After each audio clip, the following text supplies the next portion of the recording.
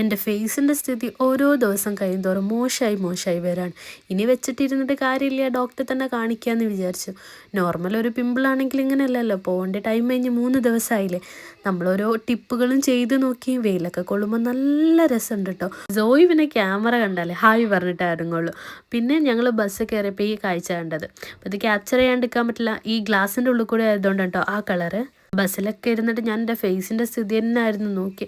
എന്നാലും പെട്ടെന്ന് ഇങ്ങനെ വരാൻ എന്തായിരിക്കും? എൻ്റെ ഓർമ്മയിലാണെങ്കിൽ ഞാൻ പ്രൊഡക്ട്സ് ഒന്നും യൂസ് ചെയ്തിട്ടില്ല. പിന്നെ സോയി കുറച്ച് നേരം ഉറങ്ങി. നമ്മൾ വിംസിലാട്ടോ പോകുന്നത്, അത് കുറച്ച് ദൂരമുള്ള സ്ഥലമാണ്. അവിടുന്ന് ബസ് ഇറങ്ങി പിന്നെ ഒരു ഓട്ടോ കയറിയതാ. ഇങ്ങനെ കേട്ടോ നമുക്കൊരു കാർഡും കാര്യങ്ങളൊക്കെ കിട്ടി.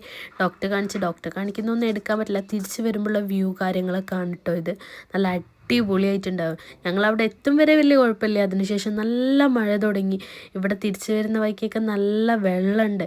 ഡോക്ടർ എന്നോട് പറഞ്ഞ എന്തോ ഓയിൽ കണ്ടൻറ്റ് ഫേസിലായിട്ടുണ്ട്, ചിലപ്പം ഹെയറിലിട്ടതായാലും മതിയെന്ന്. അപ്പോൾ ഇത് കാണിച്ചു തരാൻ കാരണം ഇത് ഞാൻ ചെയ്തതാണ്. വലിയ എംബ്രോയ്ഡറി അറിയില്ല, പക്ഷെ എന്നാലും ചെയ്തപ്പോൾ ഒരു രസം തോന്നി. അപ്പോൾ അത് നിങ്ങളെയും കൂടി കാണിക്കാമെന്ന് വിചാരിച്ചു. പിന്നെ ഇത്രയും തോന്നായിരുന്നു കേട്ടോ മരുന്ന് കിട്ടി. ആൻറ്റിബയോട്ടിക്കും പിന്നെ ഒരു ക്ലിൻറ്റമൈസിൻ എന്നുള്ള ഓയിൻമെൻറ്റും, അതാണ് മെയിൻ ആയിട്ടുള്ളത്. ഇത്രയൊക്കെ ഉള്ളൂ. Okay, by.